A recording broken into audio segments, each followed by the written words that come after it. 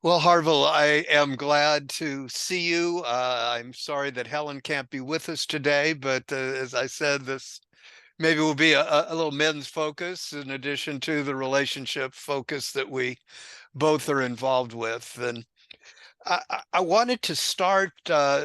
Many people know your work and the work that you and Helen have been doing these many years in relationships and in your own life. But I wanted to take you back. I think, if I remember right, that you and Helen have been married or got together in 1977. Is that right, or close to? That's when we met. Yes. That's when you met. Right. And as you know, Carlin and I have been together almost the same amount of time. We met and got together in 1980 and have been together since. And we both have been married before, Carlin and I before, and you and Helen before. And Right. since relationships are an important part of our lives and our work, I thought you might take us back to when you and Helen first met and how that came to be, and then what what it was like to start a new relationship and keep it going. And I think so many people have been married before or been in relationship and have questions about how do we get started again and how do we keep it going? How do we keep a love alive? So maybe you can start by taking us back to when that started with you and Helen. Well, yeah, thank you. And thank you for having me on. And I regret Helen can't be here because her perspective is always a balance to mine. As you know, nobody had the same experience, Right. even though you were in the same bathtub. It was different water. So we met in 1977. Both of us were divorced, and the I'd been divorced about 7 years. No, been divorced 5 years at that time. 5 years at that time. Helen had been divorced only one, and I had my teenage was taken over by the church. I became a minister, boy evangelist, pastor when I was 17. So I've kind of resented the church. So when I got a divorce, I sort of had my adolescent, experience of freedom to be with women and all that sort of thing. And I got tired of it really fast. And I had a friend who lived across the street, a guy who's had a relationship for about 2 years, and she finally said, "This is not for me, but I like you, I even love you, but I don't want to continue. And to compensate for my ending a relationship, I'm going to ask you to come to a party where I'm going to invite 20 of the top women in Dallas that I know." And when she says top, Helen, there was that tier, Helen, because Helen is an heiress, well known daughter of H.L. Hunt. So she brought the, and she said, "You can come, and you can have, you'll be the only man there, and you can do a lot of interviewing in one evening." And it scared the daylights out of him. So he came across the street and asked me to go with him. And I said, "I am not going to any party, certainly not with 20 women." And because I'm tired of dating, I'm tired of women. In fact, I'm thinking of becoming a monk. And I've really finally enjoyed my singlehood. I couldn't believe that once I got through the grief and the tragedy of the divorce, which had happened 5 years earlier, uh, I never kind of had been on my own because I started to work when I was 15. No, let's see. No, my first job was at 13. And so here I was. All I had to do was, not mess up my career, but keep a living going. So, but he begged me. So I went. And I told him I would go, but I would go in two cars. I'm going to leave in an hour. And by that time, he said, "By that time, I'll be comfortable, but I'm really anxious now." So I did. And on my way out the door in an hour, Helen walked. It was a room that went into a hallway. I was going into the hallway to go to the exit door. Helen walked down the hallway and into the door, and sort of that we blocked each other at the door. And she said, "Well, hello, Dr. Hendrix." I didn't know who this was. I didn't meet her. And she reminded me she'd been in a class of mine at SMU, where I was a professor, and it was an evening class, big class of a master's level students. And she never spoke to me. She always sat on the back row, and there's 60 people in the room, two doors, so she always went out the back door.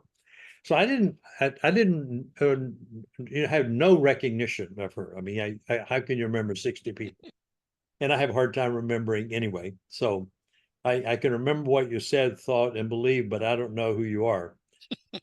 Have that kind of a mind. In fact, that's the reason I left the pastoral ministry, was I couldn't remember the names of my church congregation, and they expected you to. So I decided to go into the academy and become a professor. I'd have then a list of people. Anyway, so she said, well, I'm Helen Kreiling, and that was her former married name. Mm. And I said, well, so and she said, well, I was in your class. And I said, oh, you were in my class. What was that? And blah, blah, blah. We went through that. And then I had this memory, Kreiling. Why do I remember Kreiling? Oh, you wrote the best paper in the class. I remember that. Best paper means I learned something from the paper.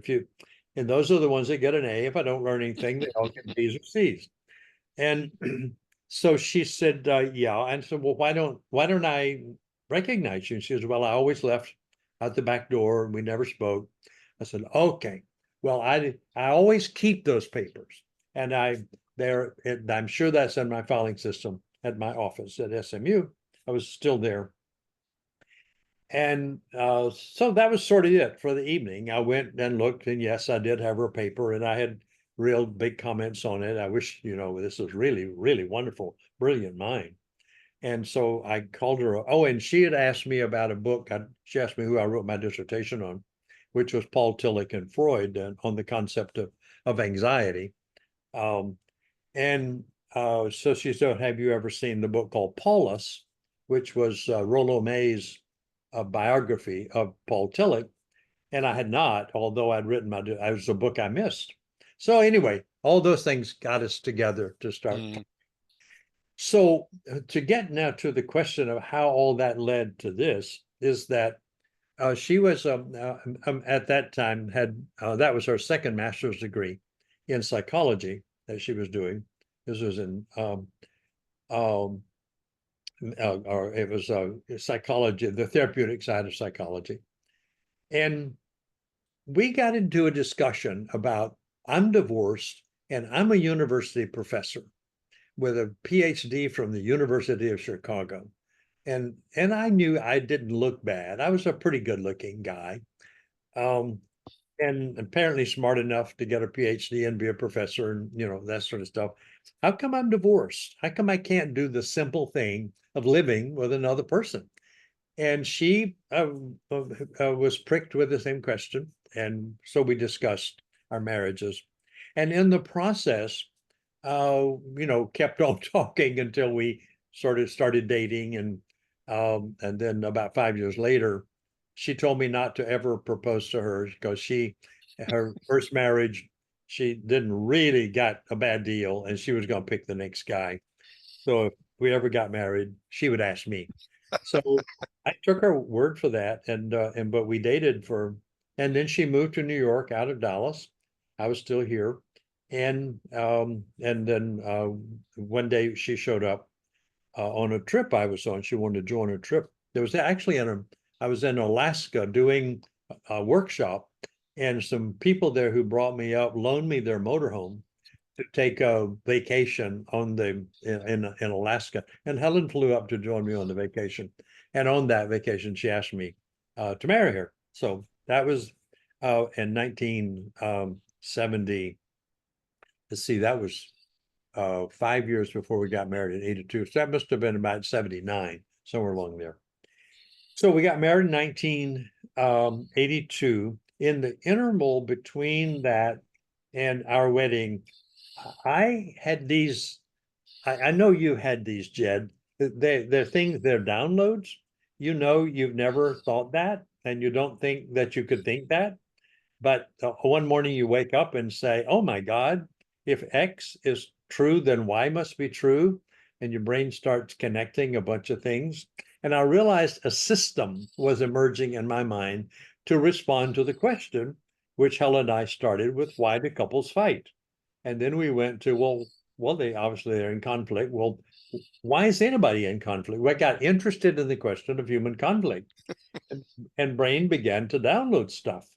And one of the things it downloaded was it's a simple answer. People are in conflict because they object to difference. And that accounts for the whole thing. If you can accept difference, then you don't have to, polarize. You can then collaborate, co-create, do a lot of wonderful things together. But if you object to difference, then you'll object to everybody because everybody is different from you. Nobody has your mind, brain, experience. And even if you bit into I used to use the example, even if you bit into the other side of this orange, it would taste different to you than the orange tastes to me, because our mouths are different receptors and so forth. So that sort of started the whole conversation, and that led to thinking about, well, if a system is emerging here, I'm an academic, you think about books.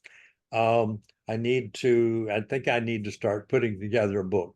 I don't think I can write at the moment 250 pages, but it's evolving, so it'll evolve. And Helen said, and so when she proposed, why don't you move to New York? She had moved there, and we'll find better publishers, better agents, and all that in New York than we will in Dallas, which was true at the time. Dallas had only one publishing agent that we could find in Dallas. So I moved to New York, and we proceeded to get the book written and agented and sold by 1988, and in New York. And 3 weeks after it was published, Oprah Winfrey called and wanted me on the show, and I went, and Oprah and I connected.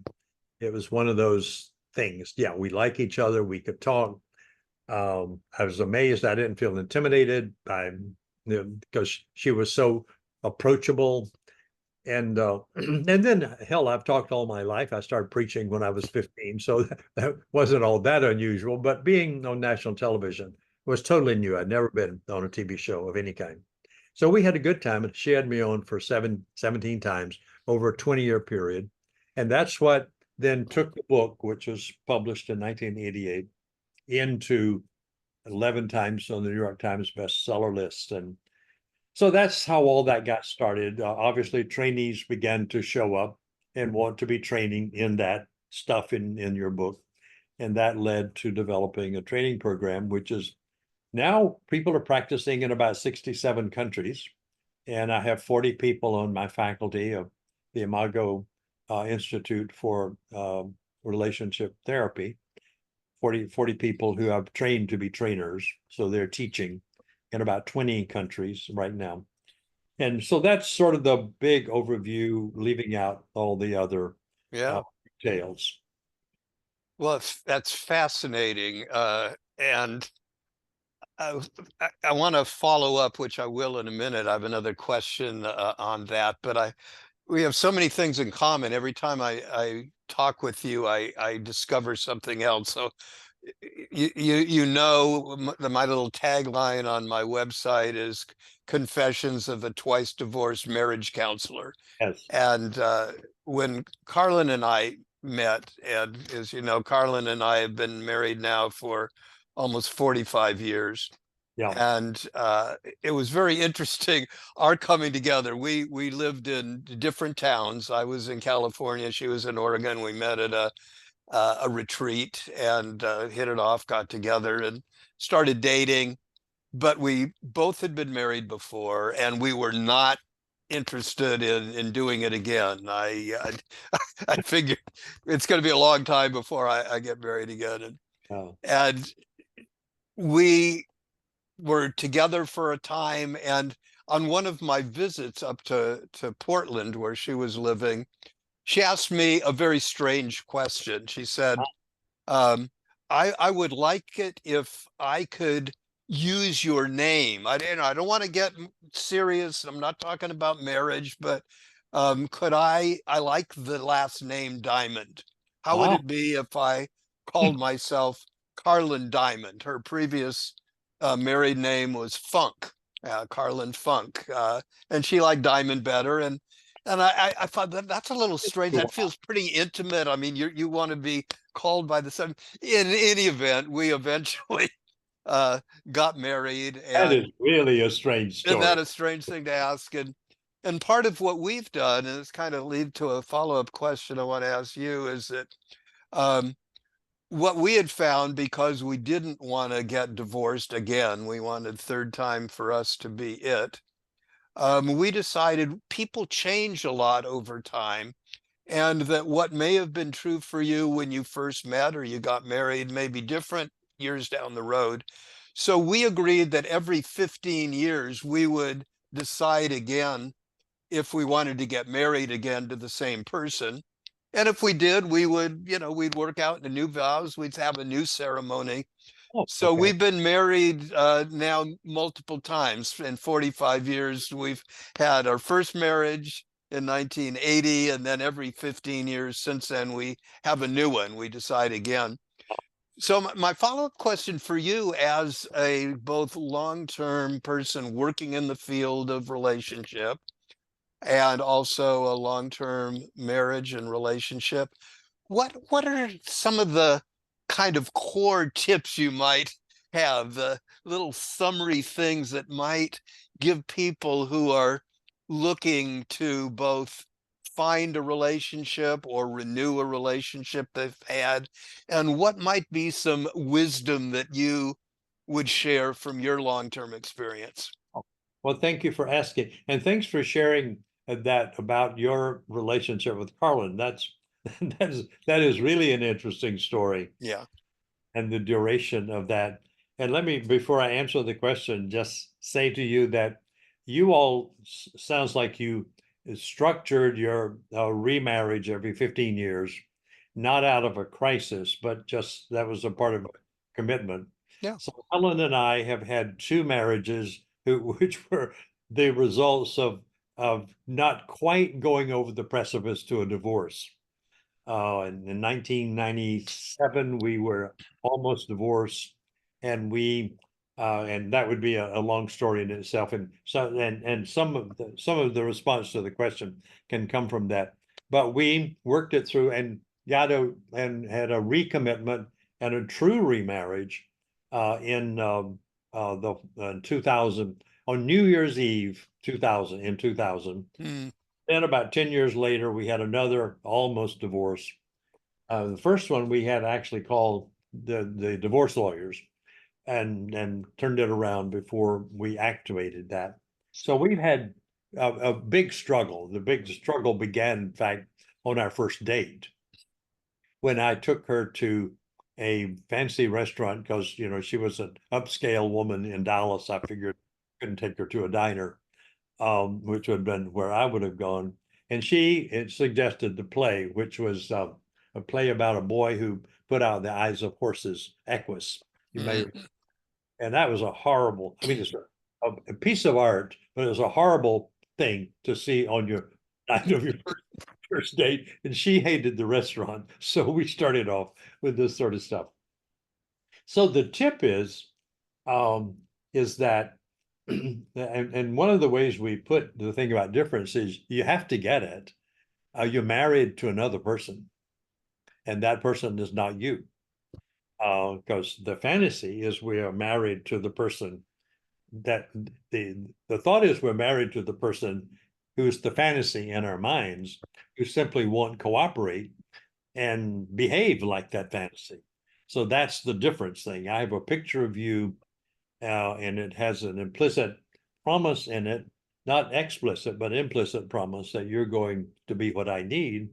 And that's rooted very much in the childhood in the rupture of the relation with childhood. In fact, I think one of the big things that couples um, have to get, and which we make really clear in our couples workshops, is that you really have to get it that you're married to another person. That person is not you. You think the person is like the caretaker with whom you didn't get your childhood need met. And you don't know that you think that, but that's what your unconscious mind is doing, is comparing this person with that person. And the and the thing you have to know also as a couple is that person that you married is similar to the caretaker with whom you did not get the need, meaning they are going to replicate with you the same frustration that you had with the caretaker in childhood. And most couples simply don't know they married a person they expected to meet a need that that person pretty much because of their life experience cannot meet. So that's the polarization Mm, from both sides. I want you to be like in my case, my mother died. My father was dead at one. My mother died by the time I was 6, and so obviously the whole question of are you going to be there for me? Um, and in anything like you're not there triggers me. And Helen had an invisibility wound that her parents, she didn't experience her parents ever seeing her. So they always saw the person they wanted her to be rather than the Helen that was. And so we're triggered. So I think the first thing is you got to get it. It's about differentiation. It's a way of saying you have to discover that you have collapsed your partner into your mind. And when they wiggle with their reality, you object to that. And so you want to do whatever you do to deal with your anxiety. And it's all about anxiety. You have to do whatever you want to do to get them to become what you need. And they can't, and they're doing the same thing to you, and you can't. So what you have to do is become aware that these childhood unmet needs, childhood that can be called challenges or wound. I don't like the word wound, that's a medical model, but the challenge that then the need didn't get met. So that you have to, and so as second thing we said a couple is you have to get it that that need is non-negotiable because it's connected to a childhood memory in which the child could not distinguish between a frustration and the potentiality of death. But there's nothing cognitive going on, but the neurophysiology of the childhood brain connects a frustration of a basic need with the possibility of dying. And mm, so that's what triggers, that's why it's so non-negotiable in your adulthood, because it triggers that, I call it ontological anxiety. The mm, possibility of not being at all comes with that. So you got to figure that out. And so our process is to help them figure that out. But I think that's the other thing is to figure it out, you have to do something human beings have never done, ever done. Listen. That is not a part of the history of the human race. Talking is a part of the human race. In fact, the vocal cords apparently developed early to make sounds in order to drive away predators or dangerous people or objects or animals. But the ear didn't evolve along with the vocal cords because the ear only needed to distinguish between the sound in the forest of a predator or friend. And it didn't need the discrimination of nuanced language and didn't develop to do that. And the research, you may know this research that the ear is, you start off with a 70% distortion rate in any conversation, even if you're in a good place. If you're not in a good place, you start off with 100% distortion rate because the ear can't hear it accurately to begin with. And if there's a little anxiety, the whole thing just becomes then more anxiety. And so then you don't hear it accurately. So I tell people in the workshops and other places and write that that in the workshop, we're going to ask you to do the hardest thing in the world anybody's ever asked you to do. And that's to do something human beings have never done. But if you want the relationship you came here to get, you have to do one thing. You have to listen to your partner without criticism, without judgment, simply hold their reality accurately and ask them to keep sending it until they say you got it all. They don't Mm, have to mirror it back. So that's the differentiation process. You cannot differentiate unless you listen, because the other person can't show up, and unless you allow the acoustical waves coming from them to be translated into mm. somebody that's not you. That's really profound. And another thing I want to share with you, and then I want to ask you another question, is again about Carlin and my getting together. We met at the Aikido dojo where we both were practicing the martial art called Aikido. Oh, And I okay. was practicing in Mill Valley, California.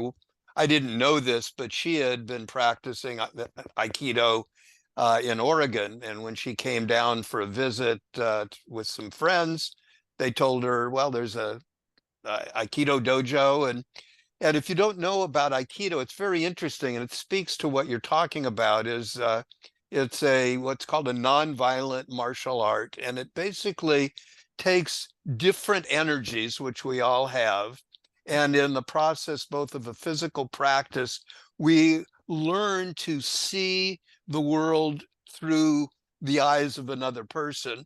And it's a very exquisite way both of defending yourself in a physical fight, but more importantly, in what you learn relationally, is to recognize, as you're talking about, the inevitability of difference, that's the nature of humanity. And to take, and I actually didn't know about the distortion rate. I mean, we all have experienced it, but to know that what we learned, and it kind of helped us early on in our relationship, to have an actual practice that you learn to deal with difference and resolve differences. So that's, I think, an interesting thing. And another thing I want to comment on, and then a follow-up question to you, is that I think one of the things that my clients who I see are surprised at when they come to work with me, and I suspect yours are as well, is that we've gone through the same problems they have. I think people Yeah. have an image that, well, if you're a famous author or psychiatrist, psychologist, what have you, that you've worked it all out. That's what you did beforehand, and that's why you're, but you never had to do that with your own relationship. Somehow when you met your wife or husband or partner, you had it all together. And clearly we don't, and we're willing to share it. And Yeah. another couple that I wanted to speak and ask you for a comment is, I work with relationships kind of through the prism of men's relationship and helping men and their relationships. And another couple who are colleagues of mine, and I know you know them as well, are the Gottmans, John and Julie Gottman.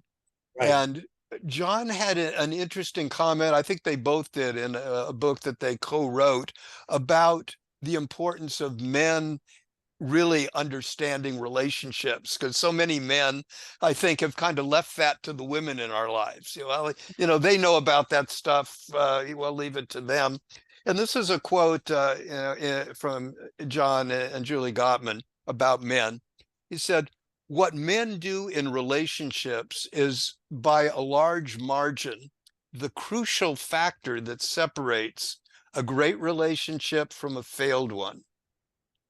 This does not mean that a woman doesn't need to do her part, but the data proves that a man's actions are the key variable that determines whether a relationship succeeds or fails," which is ironic since most relationship books are for women. That's kind of like doing open heart surgery on the wrong patient. And I thought that was so interesting. And I just, since, by happenstance, since Helen's not here, we're just talking, you and I, men's. What's your sense of that? idea of the importance of men that's often neglected in our part of making a good relationship successful. Yeah. Well, I think that John is I would agree with John on the importance of the factor of the man, and that, but I want to speak through the lens of empathy for men. Yeah. I've found a number of my colleagues have sort of got it out for men, and I think they missed it. That um, men in fact have harder childhoods than women do. And and especially in our culture, and it may be around the world, I just don't know enough to speak broadly. I wish I did. Um, and that is that, and I know I had this, and the men I work with, is that men were their affect was not cultivated. Their sense of softness was not cultivated. That we were trained in some sense to be cognitive and be problem solvers and think things through, and not to experience empathy.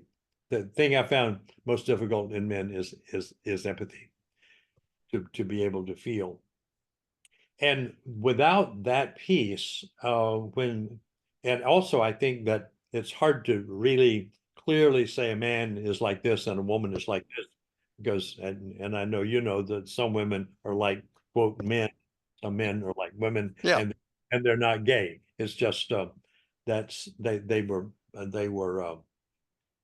through childhoods with different programs, and some women went through and were also told not to have feelings and to toughen up and solve the problem and get on with it, stop complaining. So, but I think the size of the discrepancy in the population of men and women in marriages is such that when a man can get it, that he doesn't have to solve his partner's problems, but he really has to get it that she has one, and essentially hold her in her problem, in the emotions and affect she has about the problem, without critique or without solution. And that's really hard for men to do. But they once they get it, they're really relieved that they don't have to do anything except shut up your mouth and grunt, yes, oh, wow. And then occasionally, yeah, that must have been an empath. That must have hurt. Yeah, I hear that, and that makes sense. That they can do that sort of reflective, empathic, validating comments, but not say, have you ever tried, or have you thought about, or do you think you should go to a therapist? Just leave it alone, hold her, and you will find that her amygdala will regulate, and she will move to her prefrontal cortex, and you all will be able to talk about what can we do about this. That's the hardest thing I found men to learn to do. And when they do it, they are shocked that that their partner agrees with that. The partner doesn't want a solution. They Right. want somebody to be present in an affective, hopefully empathic way, but at least, if not empathy, at least no interpretations, no judgments, no interruptions, just cool them.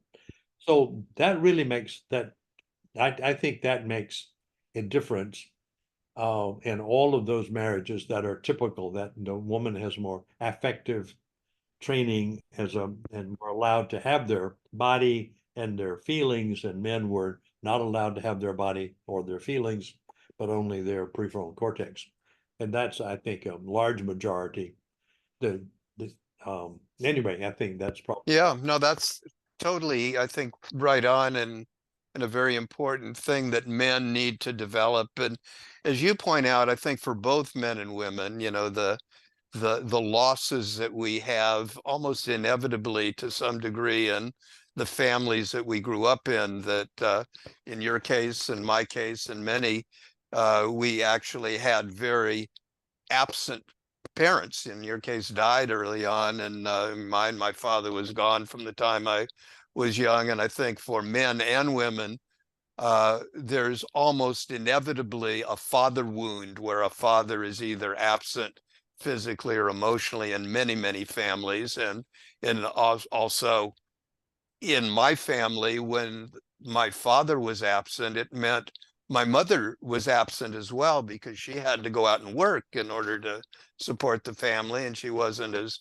home as much. So I think the empathy on both sides is really difficult. But for men, that's why I've, again, one of the fortunate parts of my life experience is, Carlin will tell you that one of the reasons that she feels that we've had a successful 45-year marriage is because I've been in a men's group that's been meeting for 46 years.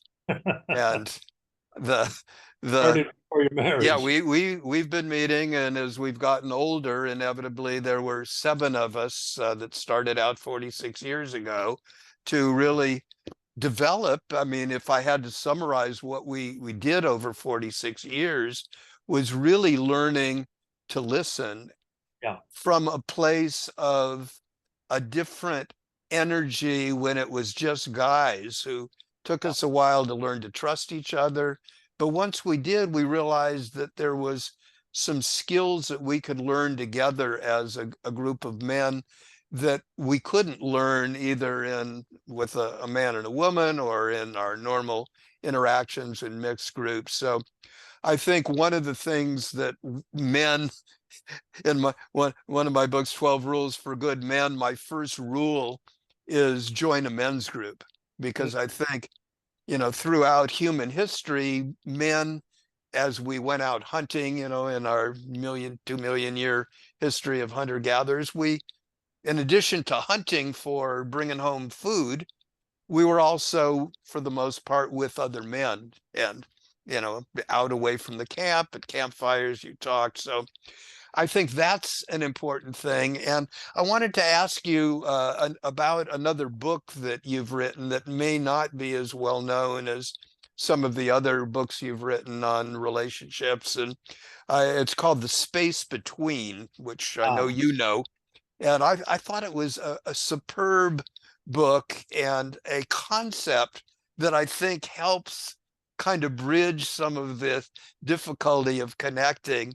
And I wonder if you could talk about how that book came about, because I remember when I first got it, I think we were at a conference together. It had just come out, and I got a copy of the book, and it was just a very that's well, small compared to some of your other books, but very precise, and opened up some new understandings of relationships. So maybe talk a little bit about that book, how it came to be, and what some of those key concepts are, and how they might apply to this, getting past the differences that we have, and accepting them, and learning to live with them.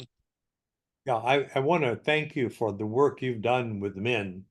I think to devote that much time and to get those kinds of insights and to get them distributed, doing these podcasts, books, and all the other conferences you do. So it's not just, treasure that's hoarded at your home. You've got it because men need that. And I've been in a men's group also for since 2000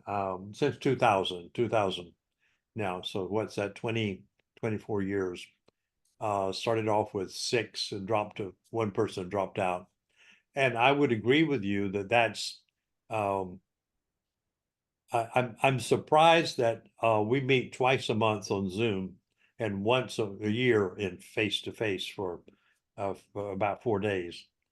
And I am surprised that I look forward to that every other week Zoom meeting uh, in a way that surprises and it surprises me that if something comes up that I can't do that or we have to cancel, I miss it.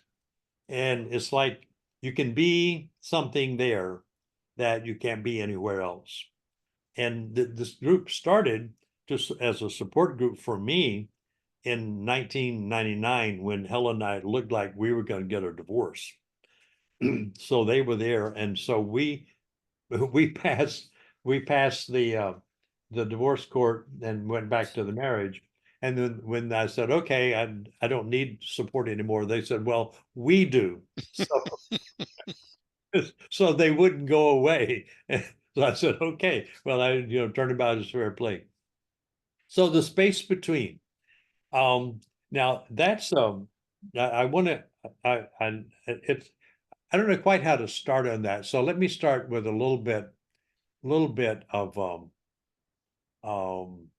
this would be kind of academic, a little bit of the theory of therapy that we've all grown up in. And one of the things that I did not know, was not taught, and only learned on my own about 10 years ago, maybe a little longer, was that psychology derived from philosophy, and the philosophy was a philosophy that developed in the Enlightenment when the focus was on the self that had been freed from the serfhood of monarchy. So the revolutions that began in the 15th and 16th century to free human beings from being owned by other human beings.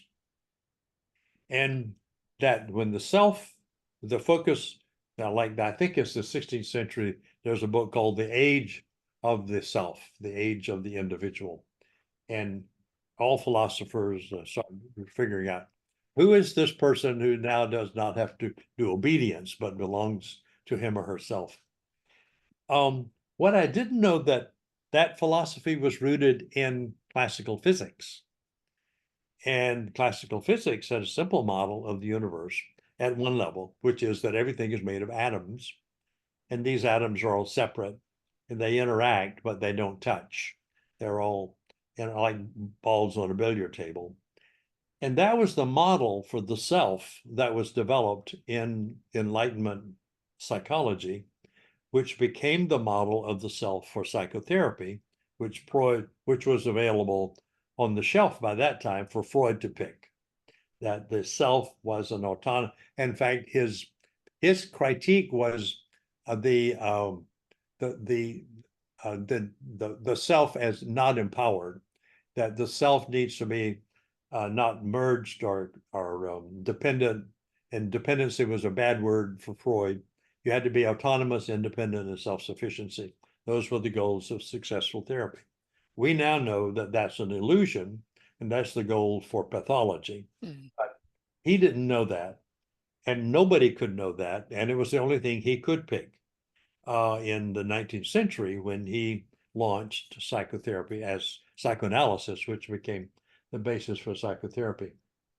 So I'm saying all that to say that what happened, and prior to that, there was no, except for Augustine, and I think Augustine wrote, Saint Augustine wrote his Confessions in the 4th century, was about the only book in historical times that paid much attention to the inside, to the interior. Some of the saints like Avila, Teresa of Avila was very much inside. And a lot of spiritual people was paid attention, but it was their inner relationship with God. How were they doing with God? And that was the interior castle. But what that meant was that when Freud launched psychoanalysis, I do not know, even though I did a doctoral dissertation on him. I can't answer this question. Was he aware of the spiritual traditions of the inward search? Or was it the way he put it, it was a medical problem, because the women that he was concerned about, and Anna O, the woman who was his famous patient, who's misnamed and there's a whole different story about her, had a symptom that had no physical causes. And that led him to begin to talk to her about that. And that led to her talking and feeling better because she talked. And she said, this was talking has been the best thing you've ever, letting me talk has been the best thing you've ever done for me. This is like a talking cure. And that Freud was too sophisticated to pick up on that and talk about his stuff as a talking cure, called it psychoanalysis. But he does informally in his autobiography accept the fact that Anna O basically introduced him to the psychoanalytic process, which was to go inside and to pay attention to what's inside. And that became the therapeutic model. So when we get in my career to couples therapy, I've been trained in the psychoanalytic psychotherapy model, and I start doing couples therapy by helping couples go inside. It's like, as I look back now, it was parallel psychotherapy. So I would work with Mary and help her find something inside her. And I do it in the presence of George because it would help George to know that that was in Mary. And then ask him, what do you think about that? How do you feel about that? Do you want to say anything about that? And then do the other thing. So it was, I call it parallel psychotherapy. And it didn't work very well. It turned out that it was pretty much a 40% success rate on couples therapy back when I entered the field. And so I started working with couples and had an accidental discovery. And the accident was that when Helen and I first met in 1977, we had this intense relationship. We almost never saw each other again after our first date. But we, about sometime, neither one of us can quite get the date, but it was early in our relationship. We were in a big argument. We went to her house and we're still arguing. And I was getting ready to leave. And Helen said, "Stop. One of us talk and the other one talk," because we were talking over each other. You know, because she was trained in 2 degrees in psychology, and I'm a professor in university teaching at the graduate level, you know, psychotherapy and pastoral care. And here we are acting like children. What I noticed was that I calmed down when she said stop. And then I said, okay, you talk and I'll talk. You talk and I'll talk. So that was parallel. We call it now parallel monologue. And that I noticed that calmed us down because we weren't talking over each other. So I took that to my couples practice. And the next time with a couple, I turned them to face each other for the first time. Instead of facing me, I faced each other and said, you know, one talk, the other talk, one talk, the other talk. And the couple began to teach me that they needed more than that. And the short version of this is, the woman said, "I'd like to know if he can tell me what I said." And that led to the listening thesis and to mirroring, which became that. And then later on, he said, well, I wondered, is she curious about, do I have anything else to say? And that led to a sentence stem called, is there more about that? And then each one of them wanted to know, did they make sense, which led to the validation. We don't have to agree, but can you see that I'm not crazy? I'm just thinking different from you. And then the empathy piece, so mirror, validation, empathy. So I noticed that when I was working this way, instead of this way, I was working on their relationship and not on their interior self. Mm. And I stayed with that for about 5 years until the structure, mirroring, validating, and empathy, the structure of dialogue emerged and the term dialogue emerged. And I also, and Helen had read and was conversant with Martin Buber. And Martin Buber's I Thou is a greatly misunderstood book because it doesn't focus on the I or the thou, it focuses on the hyphen. Exactly. And in fact, I heard him yell at an audience, Nick das ich, Nick das thou, it's das hyphen, das. And then he said, and he called this the space between. This is where God shows up. This is where love happens, in the space between, not in the I or the thou. It goes from the space between into the I and thou, doesn't go through the I and thou into the space between. Well, I didn't quite realize the significance of that for a long time, but I realized if I kept couples in the dialogue process, they changed rapidly from 18 months to 2 years to 3 months to 6 months. And they were the same solutions. They became empowered to talk. So Helen suggested that we label that space between, we label that relationship. I started talking about focusing on the relationship, and she suggested we call it the space between. So then that made sense. And with Buber as a kind of credential, it was really important that then we give it and own it somehow by writing a book about it so people can know that we don't do the exploration work. What we do is change the inner world by changing the outer world. If you change the space between, which is basically creating memories, and those memories then go inside, you change the space within. So we don't start here and move out. We start out here, which changes the interior. Space between leads to changes in the space within. That's lovely. And I remember now from reading it, the connection with Martin Buber, and that's from my Jewish tradition and mystical tradition.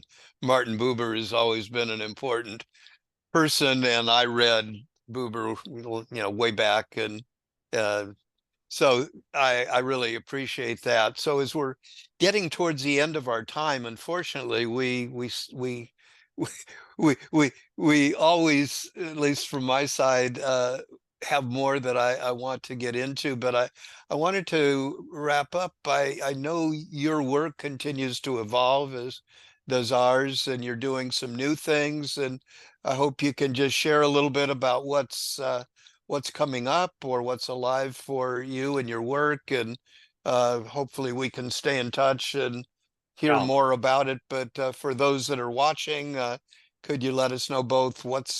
what's emerging and how people can be in touch with you and hear more about what you've been doing and what you're going to be doing? Well, what we've been doing and are still doing is seeing couples in weekend intensives. And we see them in groups at retreat centers or on Zoom, 50, 70, 80 couples at a time. So you can find us at harvilleandhelen.com, our schedule for that.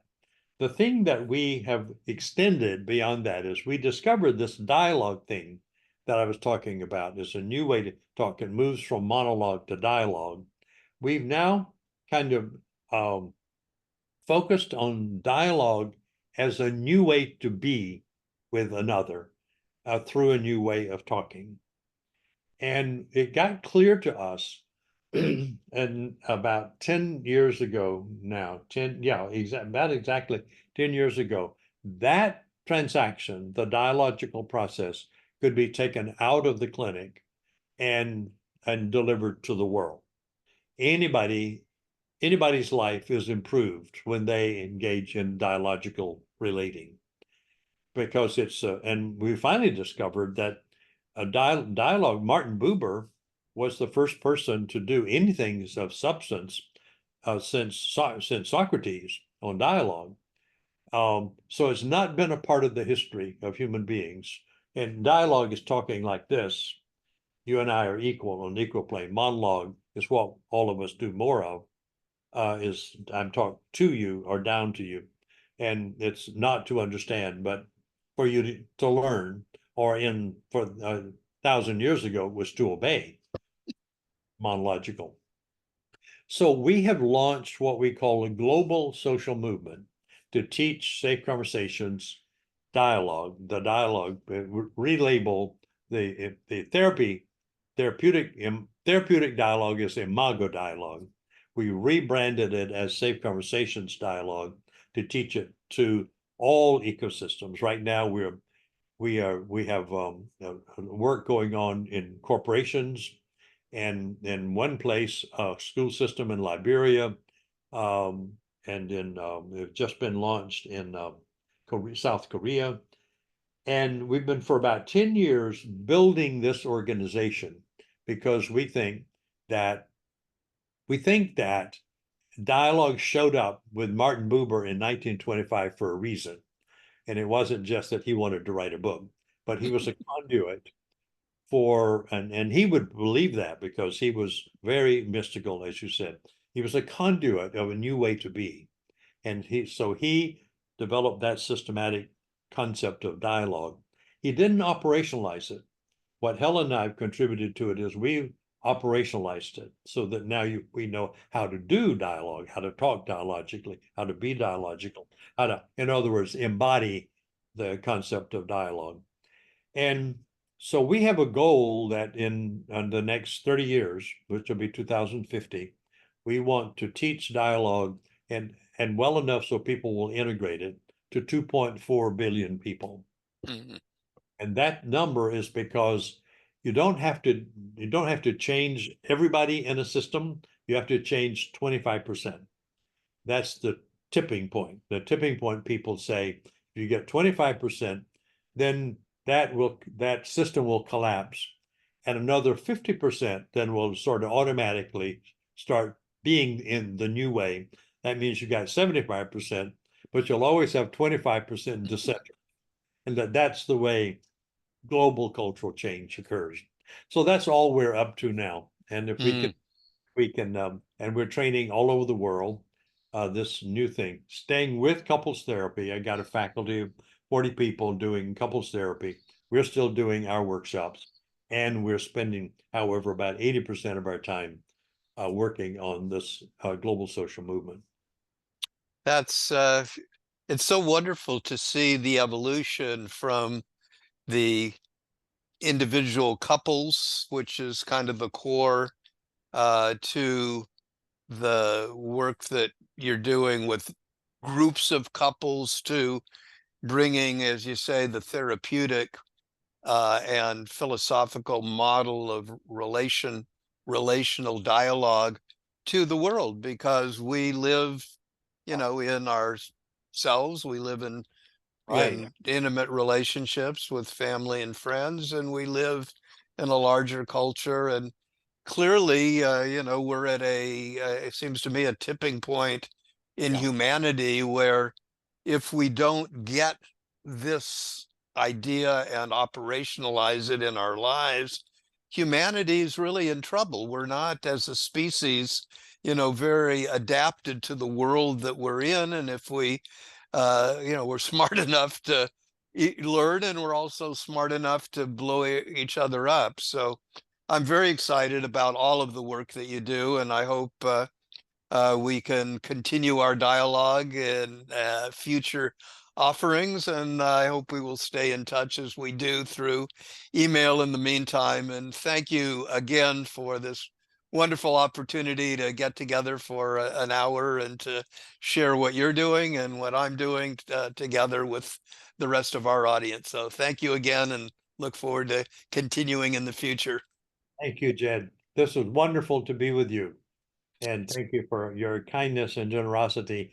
And congratulations on your work. I want you to stay at it. I read you almost every time you send, I read your stuff. And so Thank you. this guy has put a lot of thought into men and into relationships. And so Thanks. we're on the same path. We are indeed.